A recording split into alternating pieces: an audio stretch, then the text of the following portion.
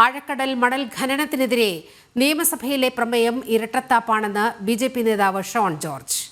ഖനനത്തെ എതിർക്കുന്നത് കേരള തീരത്തെ കരിമണൽ ഖനനം മറച്ചുവെക്കാനാണ്.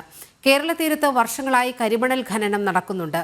ഇത് സംസ്ഥാന സർക്കാരിന്റെ ഒത്താശയോടെയാണ്. തീരദേശ ജനതയെ ഇടത് വലത് മുന്നണികൾ വഞ്ചിക്കുകയാണെന്ന് ഷോൺ ജോർജ് കുറ്റപ്പെടുത്തി. രാജ്യസുരക്ഷയ്ക്ക് ഭീഷണിയാണ് അനധികൃത ഖനനം. മാസപ്പടി തുടരാനാണ് സർക്കാർ നീക്കമെന്നും ഷോൺ ജോർജ് പറഞ്ഞു. ഇന്ന് ആകെയുള്ളത് 2 വീടും ഒരു അമ്പലമാണ്.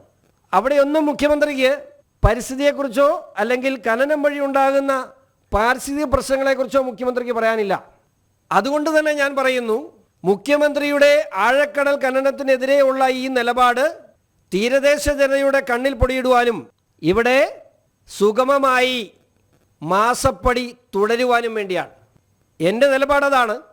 ഇവിടെ നിങ്ങൾക്കറിയാം, മാസപ്പടിയിൽ ഇടത് വലത് മുന്നണികൾ അതിൻ്റെ നേതാക്കന്മാർ ആരൊക്കെയാണ് പൈസ മേടിച്ചതെന്നുള്ളത് ഇൻട്രീം സെറ്റിൽമെൻറ്റ് ബോർഡിൻ്റെ ഉത്തരവിലുണ്ട്.